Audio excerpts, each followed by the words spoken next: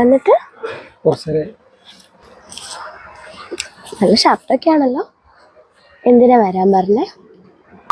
എന്തിനാ വരാൻ പറഞ്ഞത് എനിക്കറിയില്ലേ. കാര്യങ്ങളൊക്കെ നിന്നോട് ഞാൻ പറഞ്ഞല്ലേ, എന്താ എനിക്ക് മനസ്സിലാവാത്ത? നമുക്കൊരു സെൽഫി എടുത്താലോ?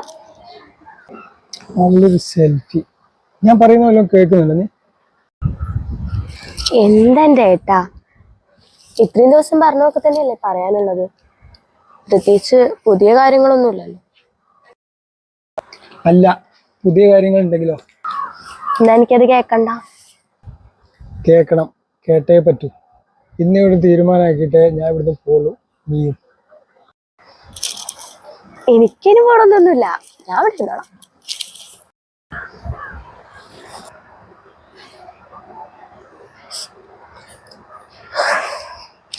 ഏട്ടാ, എന്തപ്പോ ഇവിടെ പ്രശ്നം?